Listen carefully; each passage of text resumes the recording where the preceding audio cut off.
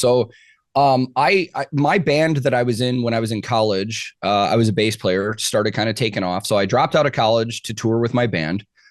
We toured for 3 years. We never got signed, but we did a lot of big package tours. Like back in the day, we were getting opening slots with like A Day to Remember, All Time Low. But then our music was also like, I don't want to say versatile. It's not like we're like, trying to sound special, but our music could appeal to harder crowds, but also to like mainstream rock crowds. So we did tours with like Trapt and stuff back in the day. Yeah, those are interesting. Meltdown. Yeah, it was pre-Meltdown, but he was still an interesting guy back then. Yeah. But anyways, 3 years of touring in a band, just the five of us in a van and trailer. It was the brokest I've ever been in my life. Like I never had more than like $10 in my bank account. Like there were days where I just didn't eat because we didn't have money, and that lifestyle gets tiring.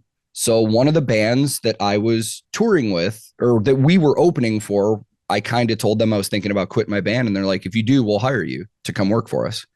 And that was the start of me working for bands. And that was like 2008. So the first few years I was touring, I was actually touring with Christian bands, which is kind of funny for me.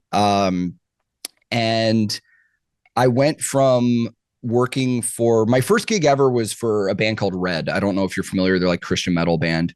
No. They do a lot of stuff with like Skillet. Like they have that kind of sound, like symphonic metal, and then worked for some other like, Christian contemporary bands, just because that's what's really big in Nashville. It's easy to find work. Sure. And then I got real tired of that scene. And the first offer I had after Christian bands was Nickelback. I went from working for Christian bands to Nickelback, doing merchandise. And that's where I started like really learning about merchandise. I mean, that's going to be kind of I don't want to say a trial by fire, but I imagine Nickelback's merch does crazy business and they're playing enormous shows. So like, whether you like their music or not, being able to work for something that big is cool. Dude, it was super cool. And what is crazy about doing merchandise for Nickelback, and I still say this, is we sold so much merch because it was an arena tour, sold out arenas all over North America. I've never seen one person in public wearing a Nickelback shirt ever. Never in my life. Like, and yet they're selling 10,000 shirts a night or whatever. Oh, dude. I mean, easily. Like it's ridiculous. We sold so much merch on that tour, and I've never seen anybody sporting Nickelback stuff in public. I find that so funny. Never. And then for quite a few years, I did a lot of classic rock bands, and it was kind of interesting. Like I went from Nickelback to Van Halen. I did the Van Halen reunion tour in 2012. Wow.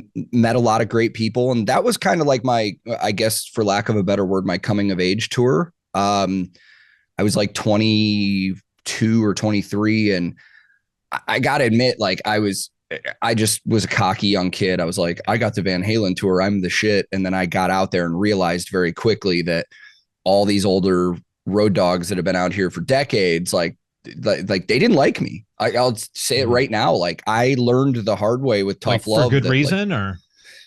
Yeah. I was a young, cocky, dumb kid that like, because I've only been touring for like, 4 years working for bands, and all of a sudden got a legacy act like that. I was just very arrogant and dumb about it.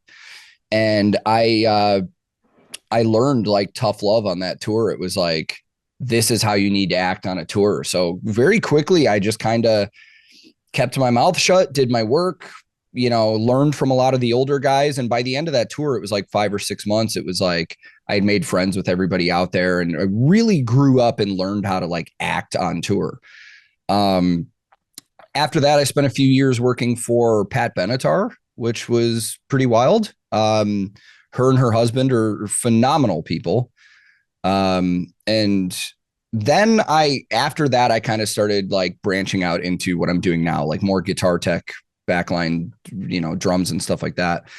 Through the years, it's been, Walk Off the Earth was another band I was with for a while. Then I did Nick Jonas. I did the Sick Puppies for a very quick second. Lifehouse, Faith No More. And then, from 2015 till the pandemic, I started working in country in Nashville. I was working for an artist named Dustin Lynch. And I like some country. country is not normally my scene, but it's great touring. Country music really takes care of their crew. It was the most comfortable I've been on tour. It's the reason I was there for It 6 years. seems like a very professional industry in general. It is. It is very. It's run very well. Everybody in the country genre of the industry, super professional. I will say, the partying in the country industry is like harder than anything. Like they party harder on the country tours I've been on than on the Nickelback tour I was on. It's insane. Interesting. And when I say that, I'm not talking like drugs or anything. It's just like they know how to drink, man, and they do. It's like I always joke that it's almost a job requirement that you have to like just pound alcohol on country tours, and that is one of the reasons I'm sober now. Like it was too much. I just